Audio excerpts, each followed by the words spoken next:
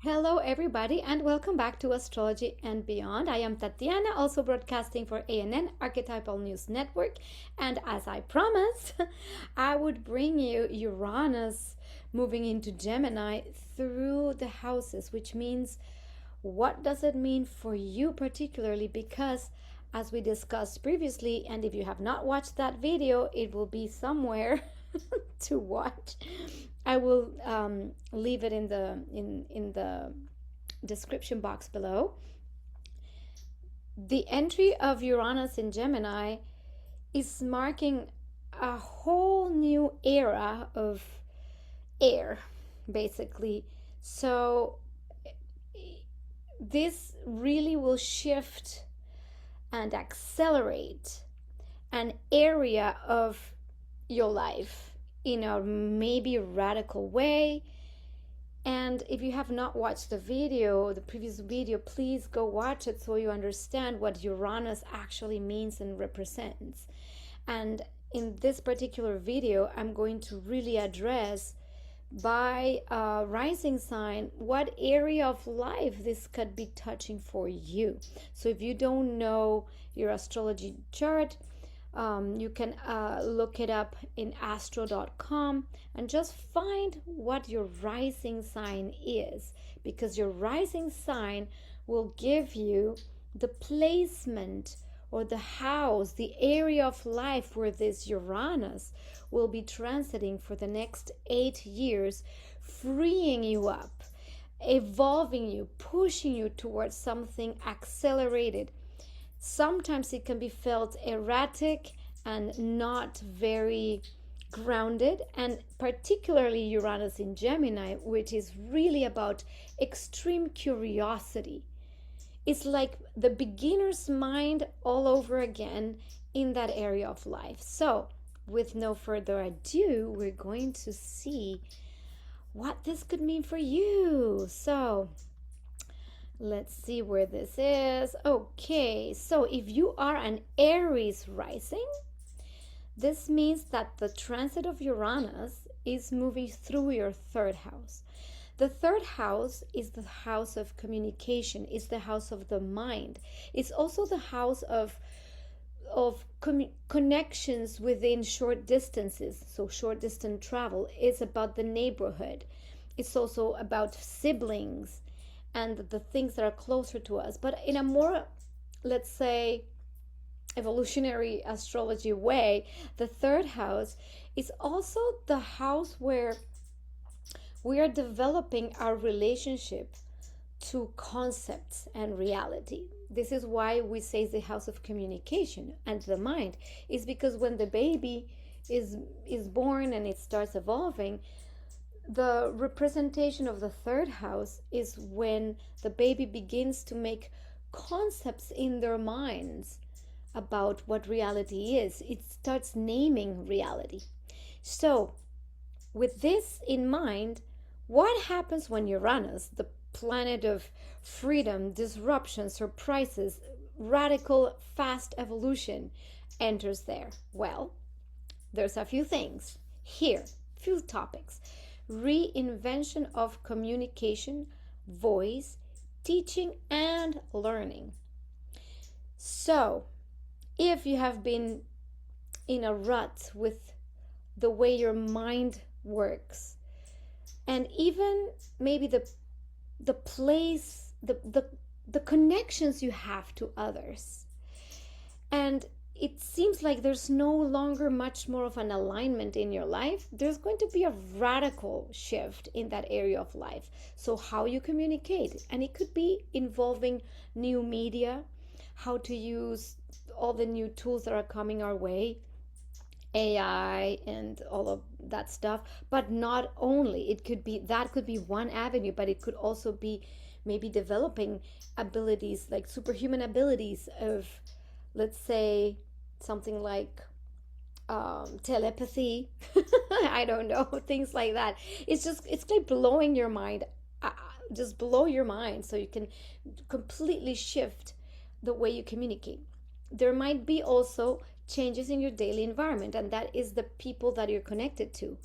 It could be the siblings or your local connections. I was mentioning that a little bit earlier too, because it rules that it could be maybe where you make big breakthroughs regarding, if you do have siblings and you have been maybe in situations where things have not been aligning, where there's difficult things. Maybe this is the time where there's a breakthrough and some higher understanding. Or something happens with your siblings where something massive shifts your life regarding your siblings. So that's important to bear in mind. The local connections, it could be that you maybe move neighborhoods and suddenly you're no longer connected to the same people. Now, with Uranus, what's important is to understand that it wants to free us up from something that is stale, it no longer works for our evolution. So if something is leaving you in that area of life, be grateful for it. If you had to move because you had to move houses to the next neighborhood because something happened and it was kind of a surprise thing, go do it. It's like it's the silver lining is there's something better for you in the new connections that you're going to be dealing with in your daily life. Like I said, something about awakening of your mind. So you might have a big revelation about maybe reality being different, because the way we think about things, or the way you think about things, might be completely different. You might be having insights that you never had before. Also, speaking more authentically and boldly, meaning that if you're connected to your true self and your voice, the instrument that connects your higher mind to the actual communication of concepts, is connected to something much more bigger than yourself, you can have like big breakthroughs in that area as well.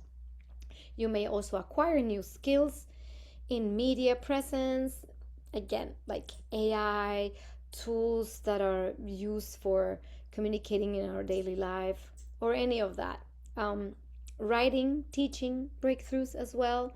If you are involved in teaching, in general, this might be completely revolutionizing the way you teach.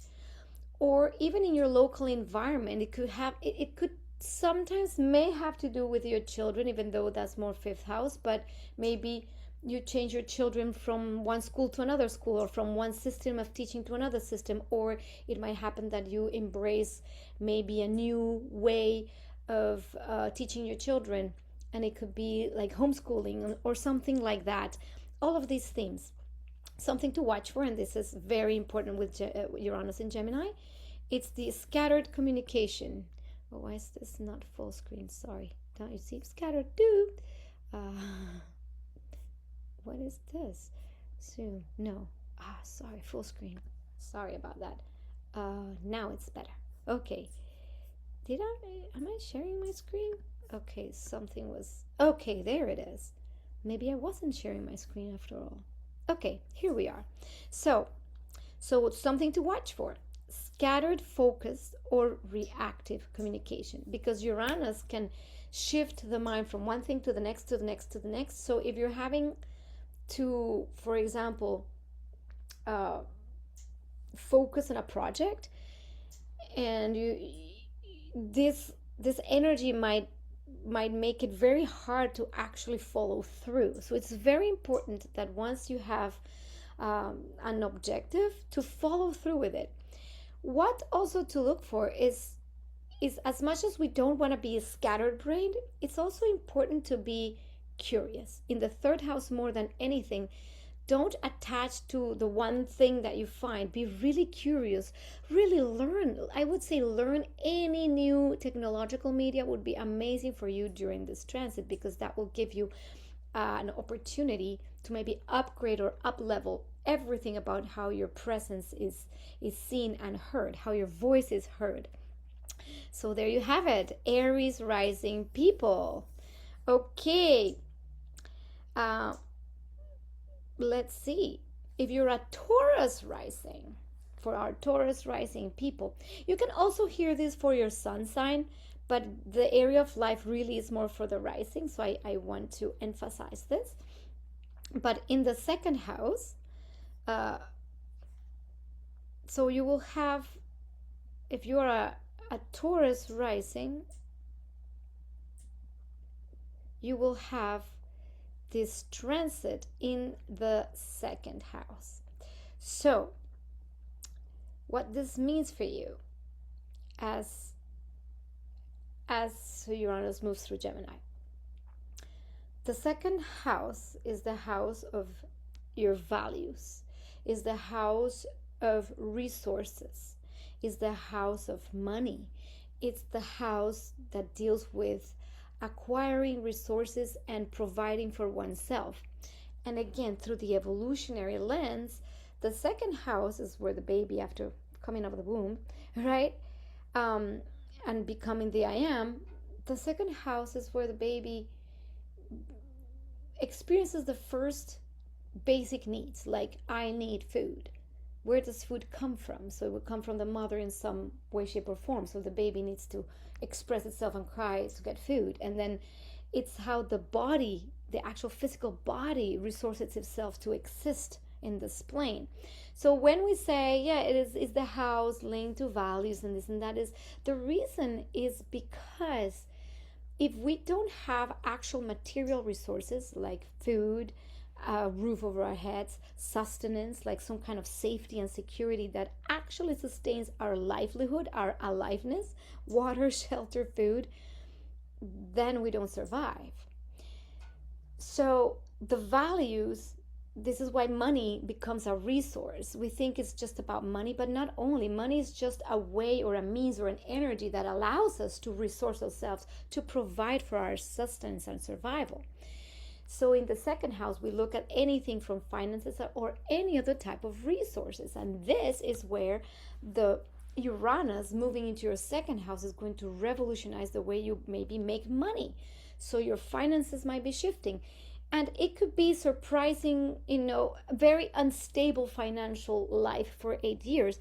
But the instability, it's for you to free yourself up from maybe outmoded ways of getting your resources.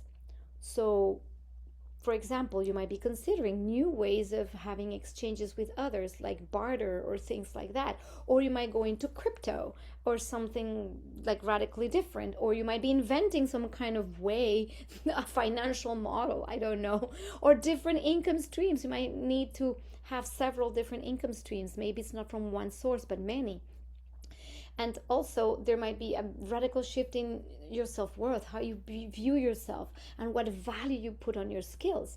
Sometimes resources, it's not just about money, it's about trading our fundamental skills. And what the most important thing to realize here is, what am I really skilled at that I can offer that to the world to exchange it for something that is valuable for my sustenance. So this is where, if you have not been in alignment with who you truly are here to be, and what skills you have that you can exchange, this is where something is going to really shift. So if you're getting your resources from a non-fulfilling source, trust me, that's going to go away. So that could be like jarring for some, because that might push you into having to invent new ways or reinvent yourself when it comes to how you resource yourself. So the new ways of earning money, it could be through tech, through online environments because of Uranus in Gemini. It could be unconventional methods, which is also part of the Uranian field. Is maybe you think of a way that you would have never thought of that could make money. And it's not only just like investing money, it's more like, where do you put your value? And it might be something completely unconventional.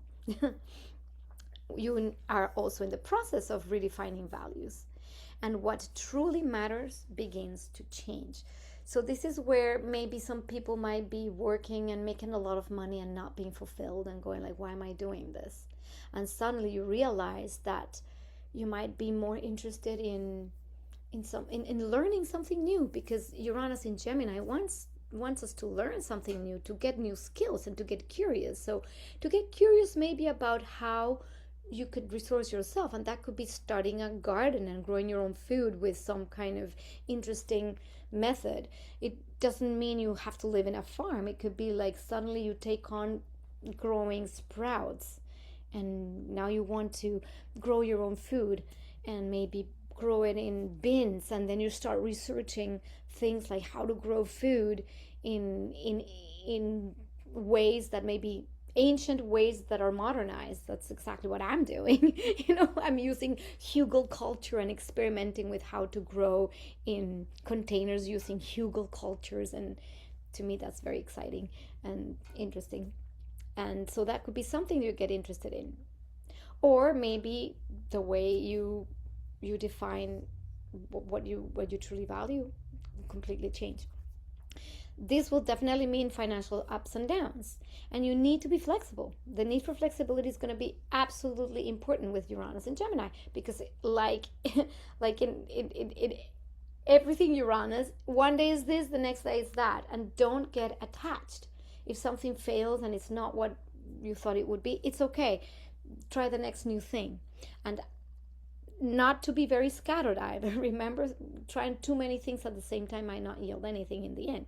So watch for instability due to impulsive decisions. And this could be impulsiveness with your money. For example, I don't think it's a very good idea to suddenly go for get rich schemes at this time. Get rich easy schemes, what it calls it, that like they promise you, like, oh, invest in this crypto thing, is gonna be the next great thing, and suddenly you're there with all your money going like, this is gonna work, and then suddenly that works for a while and it's amazing, and then boom, next thing you know, the thing completely crumbles and you're like, you lose everything, and you're like, oh no, what happened? So I think this is not very wise during a transit to your second house to put like all your eggs in one basket. Like, really have diversity, and some things might work, some things might not work, some investments might flop, some may go well. But it's important is that you are aware to not do things out of an impulsive reaction. Maybe when the markets are up and down, which they kind of are a little bit, and unstable, it's wiser to ride the wave than to do impulsive, like, oh no, I'm gonna like get all my money out and I don't know, do something crazy with it. It's better to ride the waves sometimes and allow things to calm themselves down, and be flexible, be open. Okay, this is some of the themes you might encounter, Taurus rising friends. All right, next, Gemini rising. So this is where you're going to have the transit in your first house. So Gemini rising people, what is the first house all about? The first house is the I am house, is how I present myself to the world. When the baby is born, that's literally when it's born, right? I'm kind of doing this backwards, but it's what it is. I started with the Aries rising. So the first house is the initial birth.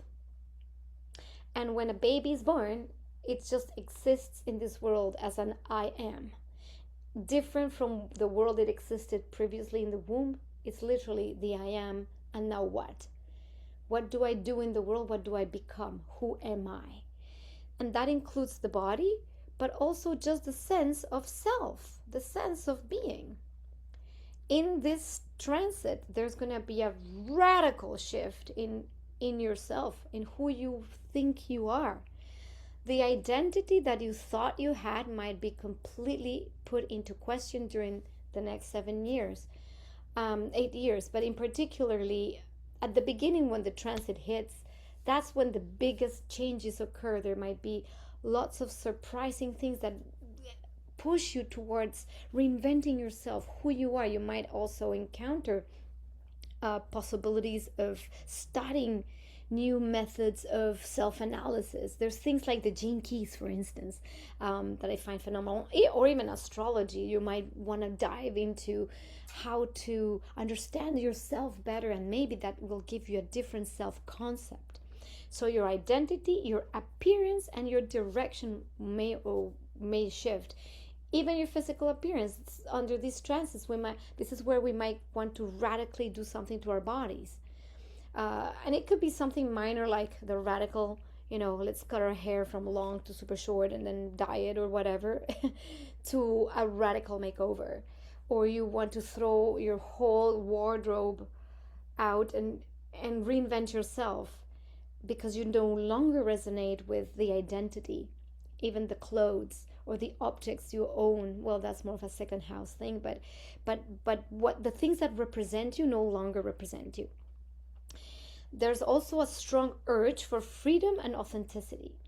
And personal freedom, it's exactly what it means to do something that really represents you. It might be completely different from what everybody would have expected of you, and you might be becoming really like an alien to your family, friends, and people around you, because suddenly you have this urge for freedom, for doing something different and new. Like I said, new identity. This is when many people might come out of a closet of sorts, any closet, and that creates surprises and can wreak havoc in people's lives, but it really represents a more authentic sense of self. Also, this is where your presence may be magnetic, innovative, like your sense of self, even your identity, or even your look might be so interesting and attractive to some people. And then people will notice these changes and want to be maybe might want to follow you to a certain degree. Or you also magnetize those who are in resonance with who you're becoming. So that may also mean that some people fall away. This is also where life becomes unpredictable but exciting, because it's the first house and it's the I am, it's the how do I engage with life. Many new things might come into your life that will give you a direction that you might have never thought of. And if you're flexible in following those instincts, you might be finding that wherever it leads you, it will lead to more freedom that you could have ever had before. So watch out for instability or inconsistency in direction. So as much as a direction may change, if it's changing too much, too constantly, all the time, then you don't find any grounding, and then you end up not knowing who you are, because, well, suddenly you join an ashram and you go to India, great, but then that changes and now you decided to, I don't know, become a mechanic, and then no, you didn't like that anymore, so now, well, you're gonna be a writer, and then eventually you don't finish anything, or you end up confused, and then your identity completely diffuses. Then you're not accomplishing freedom, you're just accomplishing confusion. Right? So it's very important that as you feel called to a certain direction, try to stick to it until it really doesn't feel true anymore, but give it a chance to develop. This is kind of what I would say. Give a chance for your new identity to be birthed before trying to change again, like the hair color and the clothing style. That's like an easy one, because you throw clothes and then you get new ones, yes, but when it comes to your actual being and sense of self, it's better to first begin to really sense who you're becoming and give that a chance. Give it some time, and then you might find amazing gold nuggets. All right, if you are a Cancer rising, you're having this transit in the 12th house. The 12th house. Oh my goodness, the 12th house. The 12th house. Like everything, we're going backwards. The baby hasn't been born. The baby is in the phase of dissolution from the previous existence, where it's the womb. It's the soul still connected to the all that is, and the all that is the field of all possibilities, because the 12th house is where everything that once existed completely dissolves, so that it can form a new identity in the first house. So in this house, we meet the unconscious, we meet the collective unconscious, we meet patterns of family lineage, we meet everything that is in the spiritual realm or the beyond. So when Uranus makes it into this house, this could be a deep awakening of your subconscious mind and their inner world.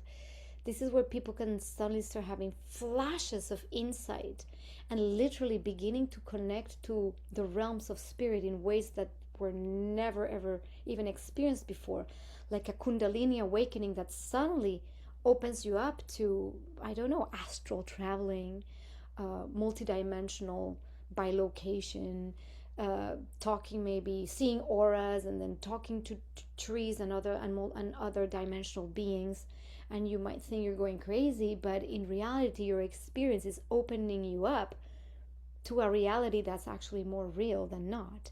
But it's the non-tangible reality, and this amount of freedom could really be exciting because it will take you maybe into a path of discovering a lot of things or uncovering blockages that maybe have kept you like stuck, maybe patterns of behavior that come from your family, your ancestors, or the collective that have kept you stuck, maybe from moving your life forward in a direction that's fulfilling to you. So the freeing urgency of Uranus here is to look into those subconscious patterns and to free yourselves from them.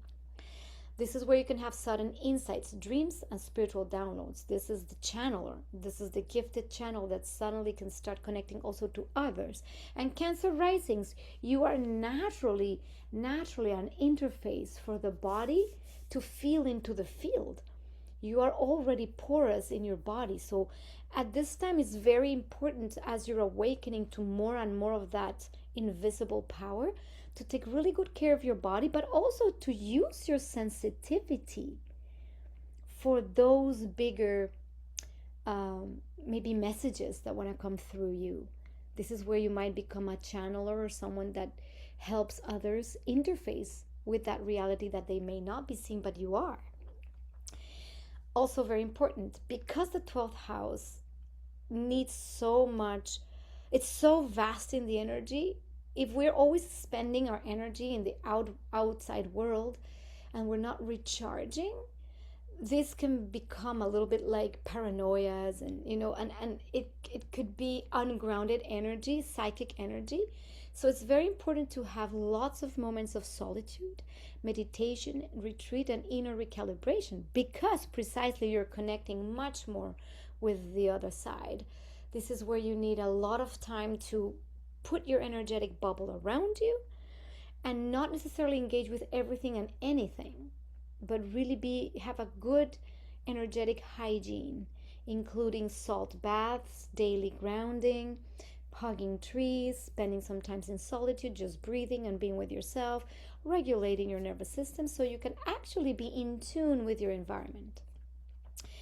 This is where definitely hidden patterns will break open for healing. This is the absolute blockage removal, and take this as an exciting ride, because it is a ride into the subconscious. The most interesting part of existence is the one that we have not even a clue exists. So have fun with it. It will open up for amazing healing opportunities. Now, what to watch for? Anxiety, overthinking, or sleep disruptions. That's kind of a few things to watch for. And this anxiety can come from being too open to the field, so much so that you don't know what to do with so much electrical information. When current literally is amping up in your system, your nervous system can get completely dysregulated, because it's like putting a lot of current through, let's say, a vessel that can only handle so much. So if you put too much, it might blow it. It can create mental breakdowns, and nervous system overload.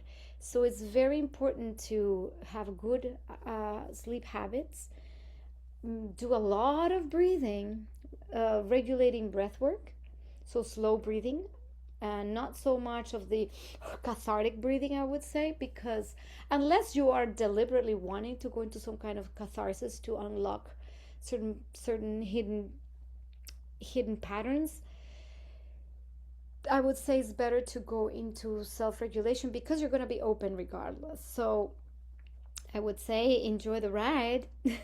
Definitely. And if you do get anxious, also things like meditation music in 432 hertz or 528 solfeggio frequencies, calming environments like being in nature, the forest, that's like the best that could happen to your nervous system. If you're in the middle of the city with a lot of stimulation and like social media and computers, you're not going to do very well with this transit. It can literally get you like fried. So I would recommend, if you're a Cancer rising, maybe consider maybe even moving towards a space where your nervous system can be actually more calm.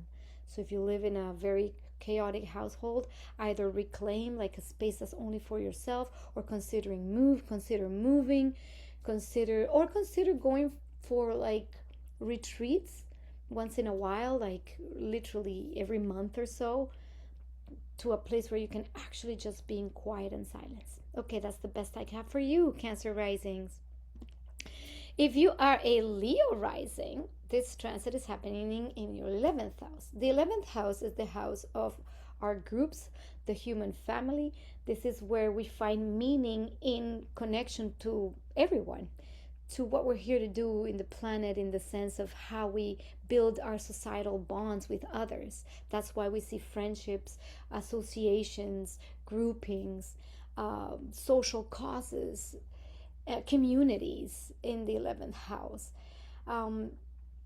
And in a person's life, this is where precisely the connections that we create beyond ourselves is what makes our life be meaningful. Is when we give back to not just ourselves, but when we're giving back to others, to the community, to a larger sense of a societal network.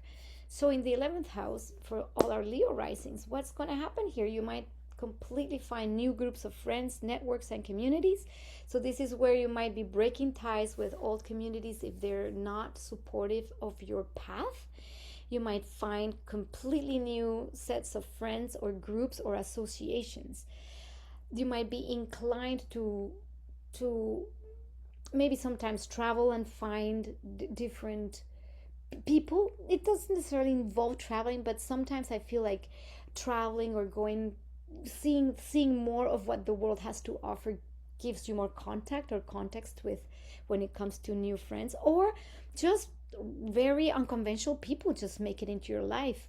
Sometimes very spiritual people, sometimes super techie people, sometimes just the weirdos just make it into your life, and you suddenly have this urge to connect with a group of people that's more in alignment with who you are, that it's nothing to do with the people you were connected to before. So the new and unconventional social circles, like the weirdos are in town, I want to join them. This is also where you can have like some innovative visions for the future, where the energy of Uranus suddenly helps you connect to how to bring solutions, actual social solutions.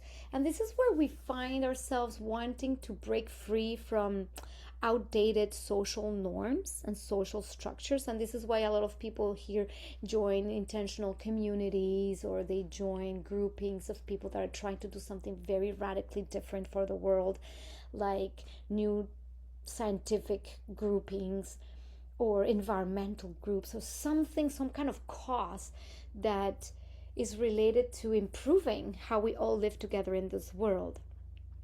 You could also be joining tech groups or group projects or collective missions that get activated, where suddenly that group you find is really on a mission to help humanity forward, and you're going to be super pumped. And the other thing is, like, this might also be too changeable.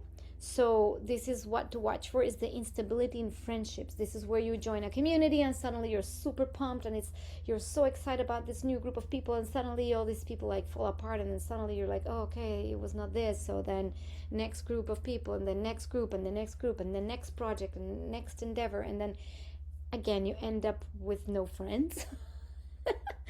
So the idea with these things is to have a sense of who is truly in alignment with who you are, who's your tribe, and if that tribe is truly in alignment with you, again, give it a chance. Even if some of these connections might evolve over time, some may leave and fall apart, what is really worth keeping and keep your focus on? Also be open, because if you're a person who is very used to very traditional, conventional ways of being in your society, whatever your culture is, well, this is the chance that you're going to have to completely break out of that mold. And you gotta be brave, because Uranus is wanting to free yourself up from that. So if you've been kicked out of a group, of your meetup group, say thank you, Uranus, for removing these friends from my life, because what's coming is going to give me more freedom. and more meaning. So, Leo risings. All right, for our Virgo rising people, Virgo will have this in the 10th house, the Uranus transit through the 10th house. 10th house. This is the house of your vocation and of your public sphere, what you become in the world and how you serve the world, as how you give your gifts and how you're seen. This is also where you have mastery over something. Is the house of legacy. This is where you leave a legacy of sorts, or you are seen as an authority. Sometimes people say it's the career, right? We sometimes we might confuse work with career. Career is really more the vocation. Is what am I here to do? So what can happen here? Obviously, Uranus comes to disrupt changes in your career or your vocation. So if you had a job that seems super steady forever and ever, and it's there and it's the thing you've been doing for years, boom, suddenly you lose that job, or you want to free yourself up from it because it feels like it's no longer fulfilling, and then you get this inspiration to completely do something different. And then you might want to completely revamp your public image. So if you were, I don't know, you were a nurse, let's say, and that's what people knew you as, you're like Nurse Betty, and that's who you are, and suddenly you have a talent that, or a passion for writing children's novels, and that's something you've done for like in your closet hours, and suddenly you just feel that that's who you want to become. It's like, I'm not gonna longer be Nurse Betty, I want to be Betty the children book writer, and then that's who you become, and it's completely radically different, and people are gonna go like, oh wow, you're no longer a nurse. Like, nope, not at all. Life direction completely changes. Something you thought you would do in the world, not be, but do in the world, changes. This is where desire for more freedom in your professional life comes. And if you're retired, because you would think like, yeah, well, what about retired people? Sometimes this has to do with personal longings that you had for like a long time, that you maybe have not achieved them, or not giving them a chance because you were working your whole life in an area of life. And this is where you go, okay, I'm retired, finally I can be, I don't know, a painter or a musician, or I've always wanted to be a photographer. And this is where now you find meaning in being seen as that. So it's very important to embrace what's coming to you, because whatever's coming to you is going to be very fulfilling if you are curious in exploring it. This is also where you can have breakthroughs and opportunities in unconventional fields. So don't be a stranger to maybe some area. Like I said, Nurse Betty is a nurse and then suddenly goes to children's stories. Why not? Or maybe an unconventional area could be anything from spirituality, or maybe some niche. It could be astrology, that's unconventional. A niche thing. And I get the word niche because niche is something that is not mainstream, and that is unconventional. So a niche might be calling you, and then you just go and explore that niche, and then you become something. It becomes a source of a lot of excitement for you, and that's where opportunities in this niche could occur. Stay open. This is also where you need to redefine success on your own terms. So this is no longer, because this is freedom, right? About what people think about what you have to do. So Nurse Betty is no longer Nurse Betty. She's really good at being a nurse. She's fed up with that. She wants to be a children's storyteller. So success doesn't come from how many books it sells. It will come from the fulfillment of actually doing it. And that's that. And your success comes from you knowing that you're free to express yourself in the world in a way that really represents you. So what to watch for? Abrupt career shifts without grounding. So this is where you just say, okay, you quit your job, and then suddenly you have like zero income, and you just quit your job, and then you don't have a plan, or you don't even have a direction yet, or you don't even have that longing, or even a direction to follow that seems already plausible.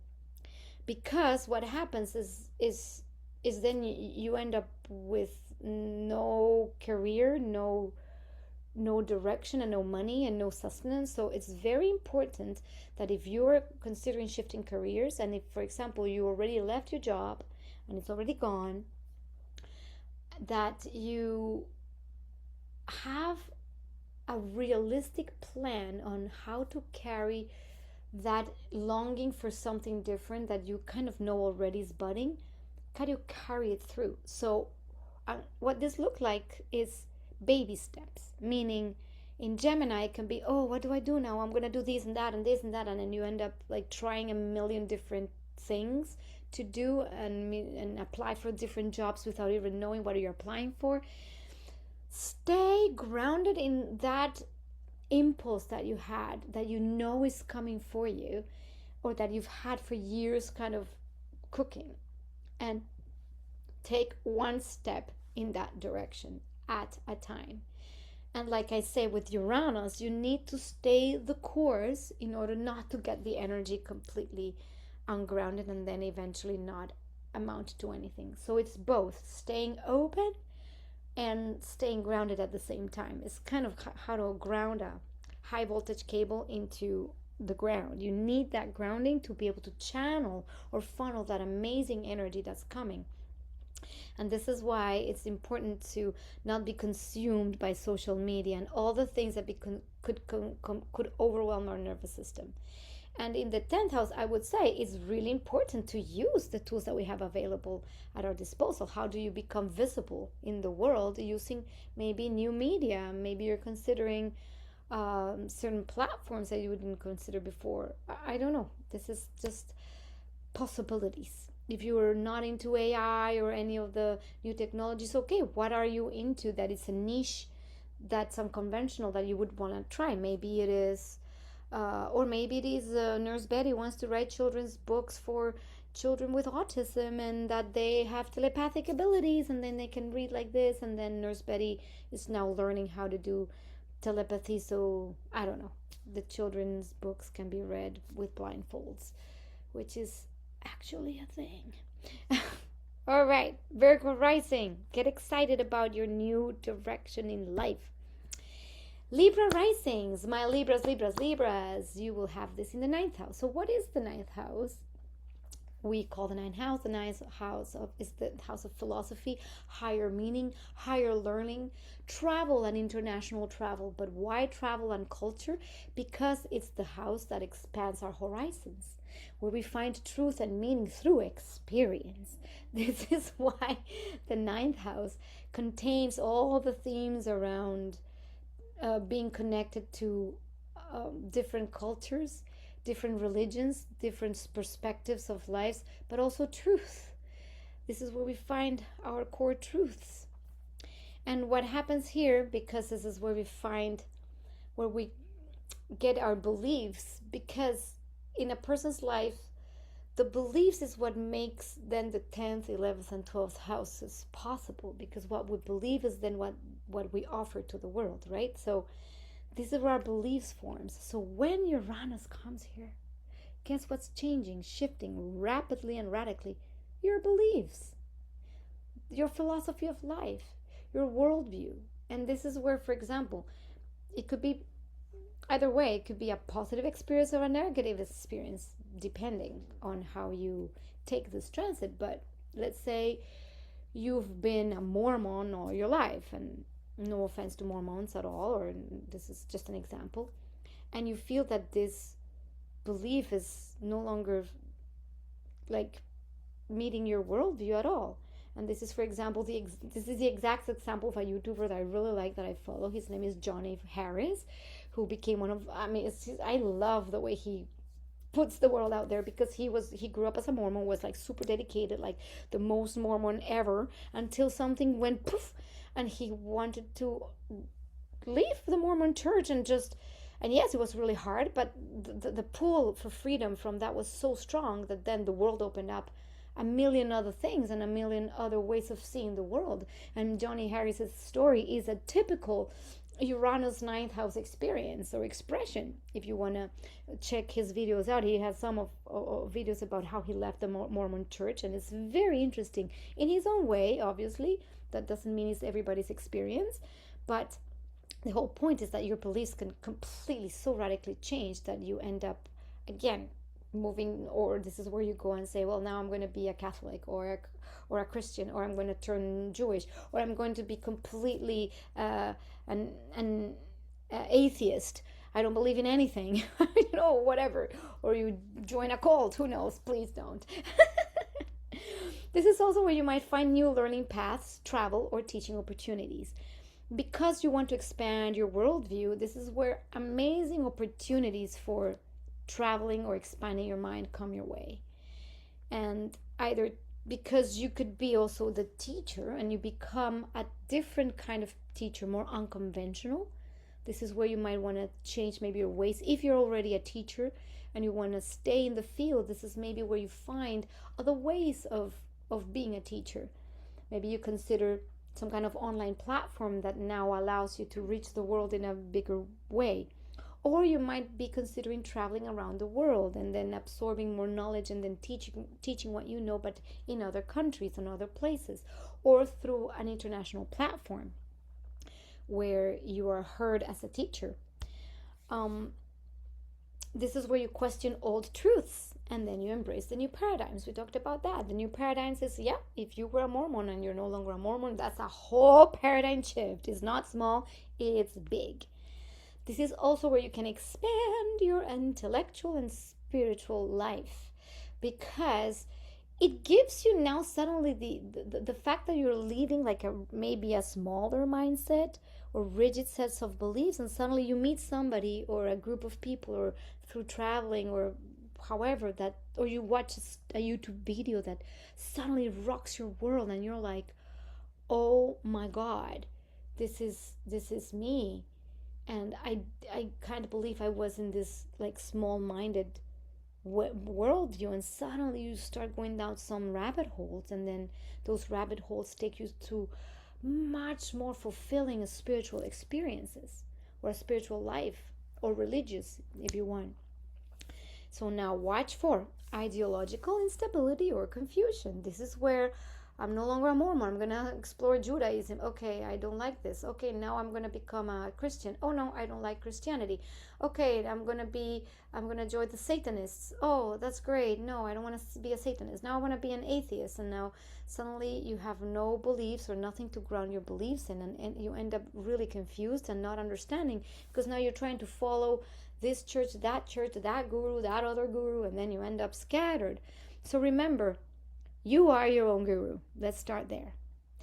You are your own guru, meaning where do you find that?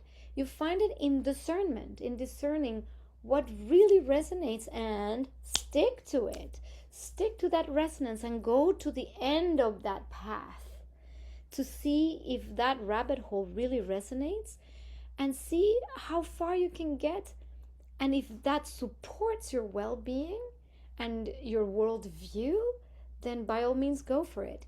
If it's something that is fear-producing or a culty or something like that, I would say abstain, maybe, or no discernment, no to discern. And also, what can happen here is, because we're trying to be freed up from rigid thinking, if you are already a very rigid thinker, like this is my worldview and nothing is moving me from here, oh, well, you're in for a surprise. You're in for like a big crack of deception. But hey, thank you, Uranus, for removing that rigid little small-minded belief cask from me and going and opening my mind. So go travel, go expand your mind, be curious, get curious, and ground your beliefs in a truth that is truly aligned with you. Okay, my Libra risings, now Scorpio rising.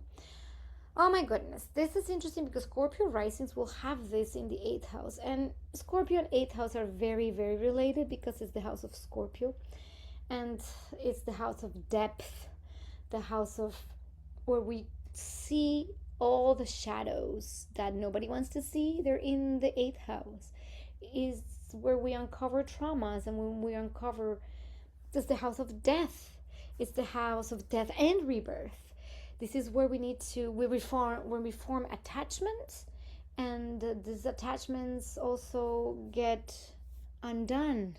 So this is where we compost our attachments. So it could be the house of the shared, because we create really strong bonds, and also sometimes the shared bonds need to detach. So this is where we detach from things as well, or we give back. So when we have let's say where we have our resources and then we share them with others, this is why it's called the taxes, because this is where we give. This is not where we take. This is the house where we give.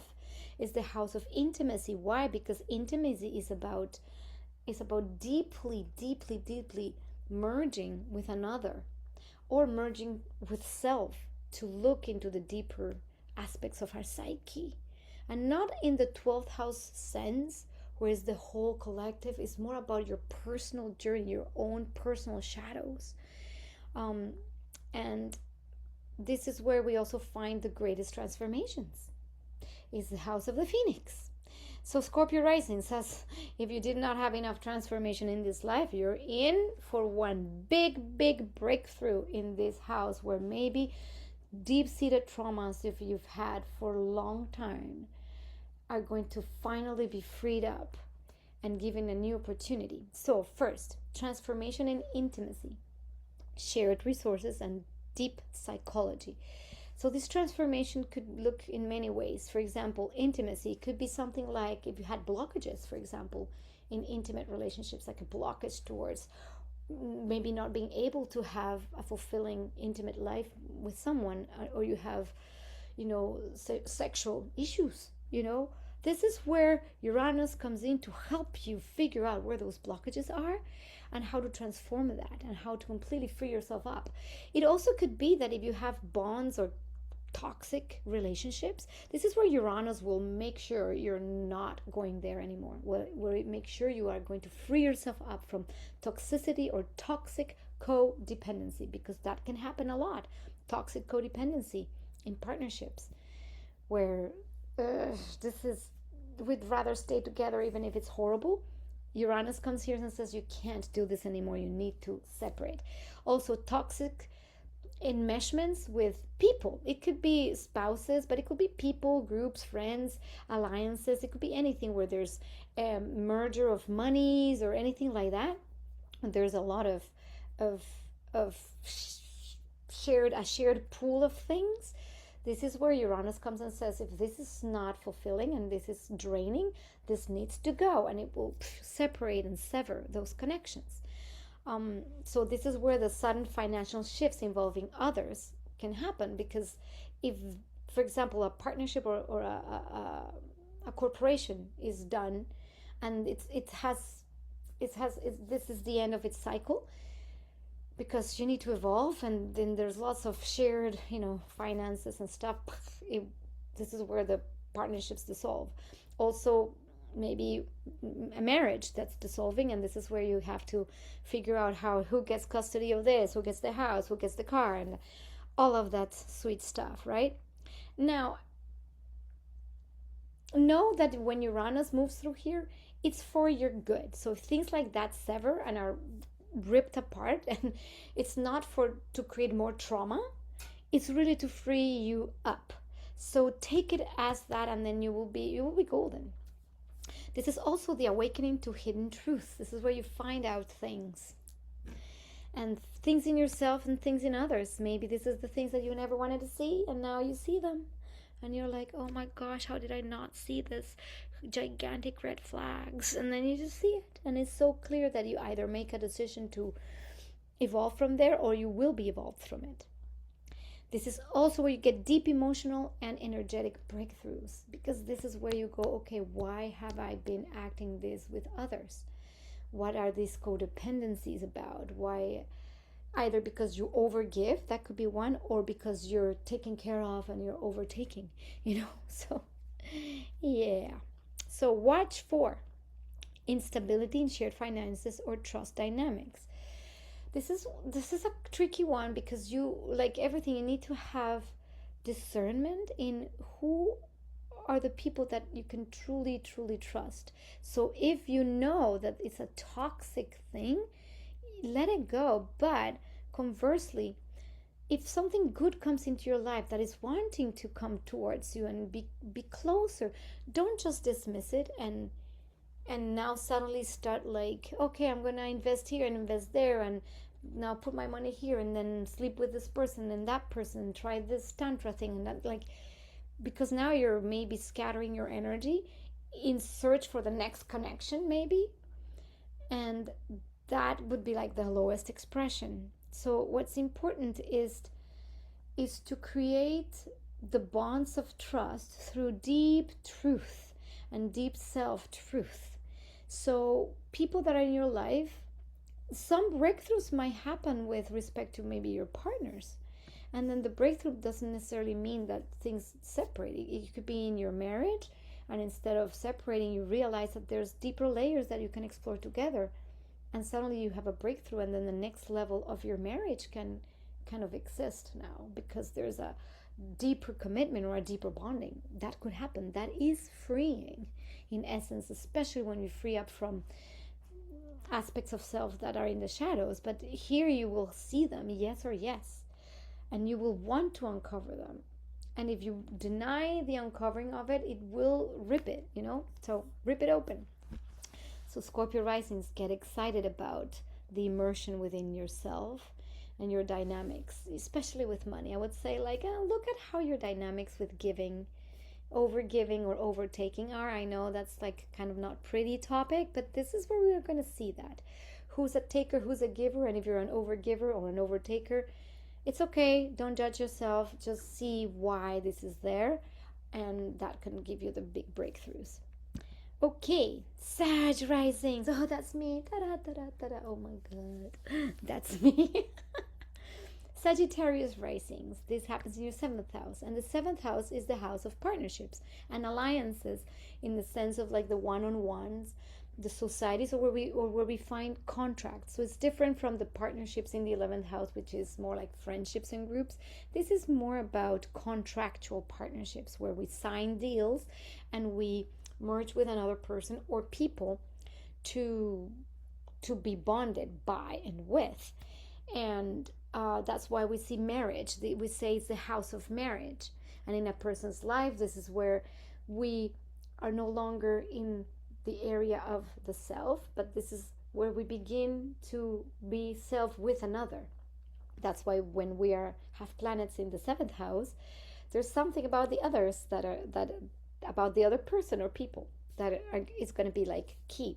So for Sag risings, this is the unpredictable shifts in relationships and partnerships. And this is a tricky one because this is where maybe you had contractual agreements with partnerships and friendships or spouses or boyfriends or whatever, and suddenly things just change. This is where urges for freedom and going like, I think this is no longer in alignment and I need to break this up. Or suddenly, everything's going well and, your spouse says, I'm leaving. And you're like, what? And you think it's you. No, it's Uranus, freeing you up from maybe partnerships that have run their course. Now, the other thing is, like everything, it doesn't necessarily mean that people are leaving your life. It could mean that you're moving to the next level of freedom. Maybe some dynamics that are toxic you're freeing yourself up from dynamics that are toxic to move up to the next level of freedom or commitment with maybe a partner. So that could be one. Or if that's really no longer gelling and the partnerships are no longer gelling, they will be broken off. And that's it. And if you don't make that shift, it will be made for you, So that is just that. So any contractual agreements will break up at this point if they're no longer supporting your evolution. And new friendships, new contracts, new partners might come in, either romantic partners or not necessarily romantic. Maybe it is work partnerships that will benefit you more and that will create a more fulfilling partnerships, let's say. So you might have like an attraction to conventional or freedom-loving partners, and that could be romantic partners that you might want to go like, you know what, I'm just going to be a little bit experimental here, and I'd like more freedom in my relationships. So for example, if you have relationships that are very like that, where there's jealousy and possessiveness, oh my god, this is exactly where things can go, like where people tend to, you know, get another person outside the contract or the marriage. So watch out for that. This is very important to not go there, because keep things really grounded, right? Because the freedom, this is where we want to be more of ourselves and find other people and maybe explore. um, we're also redefining relationship structures. So what is a relationship? This is where people might go, you know what, I would like to try an open relationship, and there's healthy ways of doing that. So I'm not saying it's good or bad. That could be a thing that you decide. Maybe you're married and you decide that you want to try what an open relationship could be like, and then you would like to try polyamory, let's say, for example, and what that would look like in a healthy way. That's an example. It doesn't have to be it, but that could be an example of that. And maybe you redefine that, or maybe the redefinition is that you've been, you know, avoiding commitment forever, and then suddenly you move in and you decide to recommit to something different that you didn't have before. Maybe you were more like floaty and, you know, here, there, and everywhere, and now you meet someone that maybe matches something different. Even though under Uranus transits it's harder to say how long it's going to last, but maybe this is the time when you prefer to commit instead of not commit. This is also where you will need space, a lot of space within the connection. If during this transit and you're married and you're still feeling very trapped, you need to have your own things, your own lives, your own things that make you excited, because otherwise this is what could break a relationship, is feeling that you're trapped. Now, watch for sudden breakups or instability, because that feeling of entrapment could actually break something great. It's only if you feel that a relationship has run its course, relationship or partnership or contractual agreement, if it's run its course, it's run its course. But don't just, again, go, you meet a guy, is great, or a woman or whatever, and you just suddenly just go for that without thought, and then you can upset something that is actually wanting a breakthrough. So I would say with this one is to be careful, because this is where things like that happen. Suddenly you get such urge and you're not talking about it, you're not discussing it with your partner, and then that could become sudden breakups, and when it breaks, and then that could be very uncomfortable. So be excited about the people that are coming into your life to elevate it, and be careful of how you deal with that level of needing freedom, I would say. So Sag rising, after a few years for Sag risings of a very hard, some hard squares and difficult transits, especially in the area of your home and family, where maybe you felt like everybody was like, you had like no boundaries. This is also maybe a time where you want to break up with everything and everyone around you. At least this is my case, where I feel like I've had so much enmeshment that I need to break free to be myself. And that's my experience, but I think a lot of Sagittarius risings are feeling this, that in order to reclaim themselves, they need to disconnect from others, from a lot of enmeshment. And that's my case, but that's not necessarily your case. But that's an example where, if breaking up enmeshments, make sure it's done with care. That's kind of the only thing that I would say for Sag risings. Now, Capricorn risings, 6th house. So what is the 6th house? It is the house of the daily routines, our daily tasks, the chop wood, carry water house, where we are in service. It's also the daily routines that keep our bodies healthy and functioning. This is where if we don't clean the kitchen every day, well, it will get very messy, and then you cannot make food. So it's the house of efficiency and efficient systems. So we have to keep cleaning and clearing, and it's a daily task. So that's why it feels chory. It's a house of chores, house of health as well, because this is where we take care of our daily needs to make our bodies healthy. So what can happen here when you have Uranus in your 6th house? So changes in your daily routines. So you might find that the work that you had every day, suddenly, oh, now you have like unstructured work.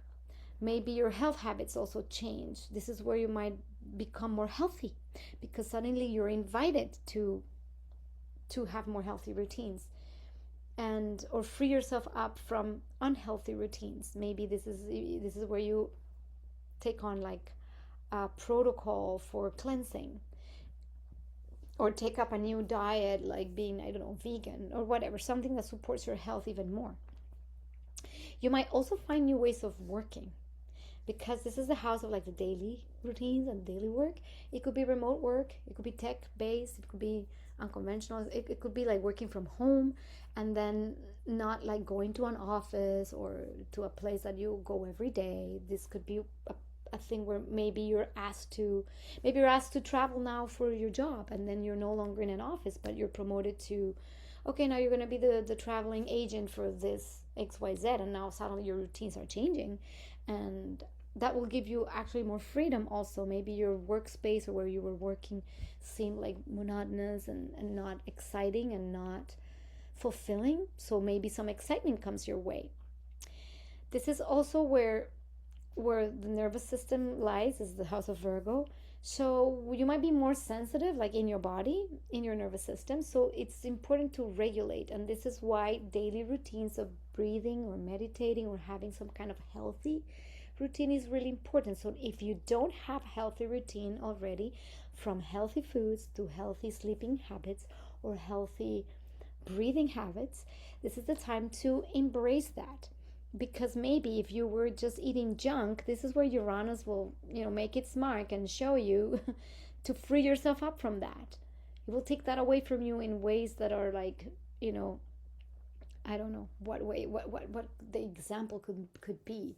In the case of like, oh, I just drink pop every day, and now well, maybe sometimes you have a radical health challenge, or something in your health changes like overnight. Suddenly you're doing great, and boom, suddenly you have this pain, debilitating pain somewhere, and you're having like, what's going on? And then you go to the doctor and you discover this like thing with your system that is going, oh, now I need to tend to this, and now you have to give up pop and sugar, and you have to, because this is happening. So what could happen is your health might be also up and down during this time. You might have also things related to the nervous system, so some somatizing through the nervous system, meaning if your body will be somatizing whatever is in your field and your emotions. So if your daily life is highly dysregulated, you might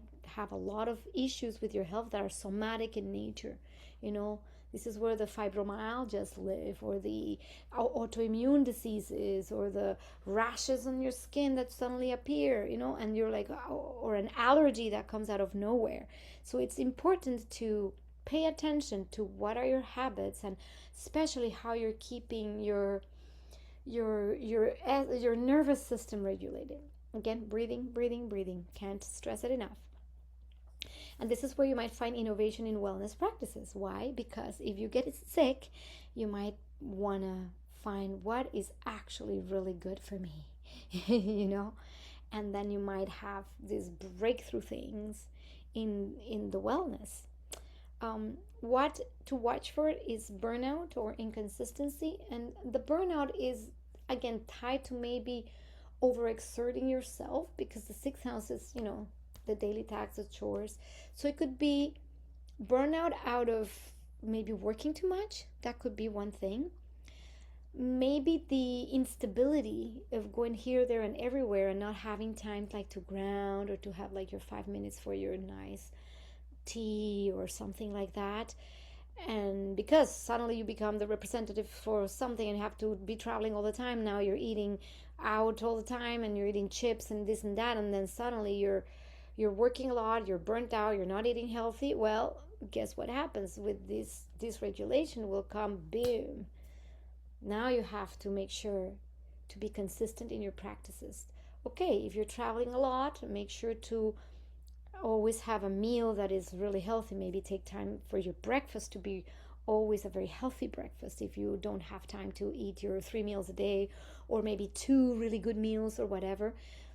Pay attention to your food. Pay attention. Okay, you don't have time to you're rushing from meeting to meeting. Okay, take 10 minutes in the day, during the day, to do a pause, go to the washroom, put some water in your face, maybe go then out for a walk for 10 minutes and breathe, and then come back to work. You see, little things that will make the experience very, very different, because this is where you could burn yourself out by doing so many different things.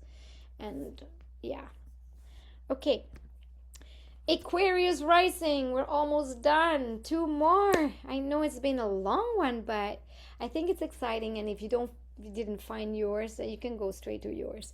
So Aquarius rising has this transit in the 5th house. So the 5th house is the house of creative self-expression. It's a house of children and creativity. This is why in the 5th house lives the mothers, because a baby is a creation. This is why children, playfulness, fun, joy, and creativity all live in the 5th house. So what is happening with you? I think this is going to be amazing for Aquarius rising people, because this is where the creative self-expression will kind of explode. If you've been in a rut, like maybe even with your children, because it could be something having to do with your children or something having to do with your own self-expression, especially if you're an artist and you've been like in a rut, like where you're doing, let's say you're a musician and you've been doing the same music for 30 years and you're not inspired, and suddenly boom, these new technologies come around, and then suddenly you're using new technologies, and then you're getting creative, and suddenly something comes into your life, and now you're creating a whole new different type of music, and that's exciting. That's an example, for a creative person. So a creative awakening and radical self-expression. If you have been someone that's not been very expressive, that's kept in the shadows, this will definitely break you open, and suddenly you'll find something that you're really passionate about. And passion, it lives in the 5th house. So through this transit, a lot of, maybe this is where you want to get curious about creative endeavors. This could be also when you want to become a parent. If you let's say have never wanted to have children, and suddenly you have this urge, and then suddenly you become a parent, and then this brings a new level of joy in your life. That could be that too. This is also where you could have new romantic experiences. Also unconventional love dynamics. This is where you might want to become a little bit of the flirt and just have some more fun, joy, freedom, expression. Just go party. With this one, I would say go party a little bit, mingle, take on some artistic thing that you've never done before. Take that class that you wanted to take, you've never taken. Go to the choir, join your local craft thing, I don't know, whatever it is. This is where you could be also innovation in art, performance, or personal projects. Because if you're an artist, this could be like a fabulous transit for you to really break the mold of what you've been doing, and also maybe mingle with people that are completely unconventional, that can open you up creatively. So take that course. This is also where playfulness and experimentation comes in. I think this transit is awesome for becoming a child again. If you're a very serious person, I think this is hard, but I guess it depends on the rest of your chart. But I would say have fun. Go to festivals. This is like the quintessential, let's go to festivals and be free. Choose, go to Burning Man. If you've never been, go. Just go and see what that could be for a week for you. Yay. And bring that back in your essence and keep creating. I don't know, something like that. So what to watch for: the inconsistency in a creative direction, especially if you're an artist and suddenly you want so much to break free from your rut that then you're gonna try pottery and then singing and then dancing and then art, and then you leave your craft, or you even leave who you are in the search. Same if you become too much of a gigolo. Sorry, that I'm gonna say? A gigolo? Oh no, that's not the word. Anyway, like a Don Juan, someone that just becomes super flirty and then just goes out and never doesn't take anybody seriously. Well, I don't think that's the best use of this energy. It's okay to flirt, it's okay to have fun and open up to romantic experiences, but not if it's just gonna be damaging to others and just like completely uncommittal and completely just for the sake of being a player. That I don't think that's the right way, so just watch for that, because that's the inconsistency, right? So if you do find some romantic interest, well, then pursue it, see where it leads, before going like, okay, I'm bored now, let's meet someone else and let's go on Tinder and just same with children. I think this is a time where it could be interesting with your children, if you have children, because this could be where your children are becoming different, and that could be challenging for you. But maybe your children are wanting to show you that there is more to life than what you think there is. So be playful with your children. That could be that. Okay, last but not least, Pisces rising. You're having this transit through the 4th house. So my dear Pisces, and I know this might sound kind of tricky icky, but the 4th house is the house of our home, our family, our foundations, our emotional sense of safety and security. Is what we do behind closed doors, not what people see in the world. Is who we are at home. It's where we find our literal home, our physical home, and our emotional home. The family, who we're with. Who is your family? The loved ones. So, what is going to happen for you here, yes or yes, is changes in the home, the family, and the emotional foundation. So, when Uranus hits, there's going to be a change in the home environment. So, who is your family? How are your family dynamics? This will shift. It could be a literal relocation of home. Literal. You just move to another home. Where you might feel more free, because ideally it's to feel freer. If you've had dynamics in your family that are like not good and you're living together, this is where not living together might be better, right? Because then you're more free and you can find a home that better supports your nervous system and your emotional foundation, right? So if you've been having issues with your family, that's it. This is where you might reconnect to your family if you've been completely disconnected from it. So there might be an urge to maybe reconnect to your roots, maybe even your ancestors. Maybe this is where you go back home, if you've been living maybe too disconnected from your roots and your family. This is where you might want to go back home to your original place of origin and reconnect with that. And maybe that will bring you a sense of freedom. But it could also be the opposite. You've been too much with your parents, your family, and then you just need to relocate to a home that is more of your home with your own family. It doesn't matter. Whatever it is, it will bring changes, yes or yes, in the home and the family. Sometimes those changes come with things that are not so exciting, but that are good in the long run. Is when maybe a member of the family just leaves. And maybe it's your children that leave and you feel like, oh, this is so sad, but maybe this gives you the opportunity to now travel the world. Who knows? And then maybe not even have a permanent home, but go traveling and get excited about traveling. So there will be a desire for freedom in a living situation. We don't want to be carrying any more of home burdens, where there's a burden in the home, especially because when Saturn was transiting, your 1st house in Pisces, this could have had a lot of pressure in your identity and who you are, right? Through the transit of Saturn through Pisces. So for a Pisces rising, I think the past few years have been really hard, having to put boundaries around you to redefine yourself, to not even know who you are with respect to others. So it's important to kind of redefine your own, because your redefinition has been created. Now you can redefine your own emotional sense of self, and then a relocation would be probably very cool. And an unconventional home setup could be like, I'm just gonna live in a van and travel around. Why not? It's freedom. Maybe it's cheaper too. Who knows?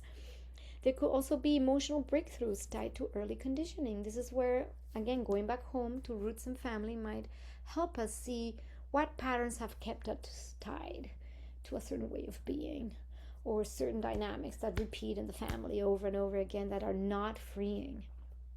What to watch for? The instability in the home environment. So if you do decide to go in that van and go travel the world, well, make sure that it doesn't become anxiety producing.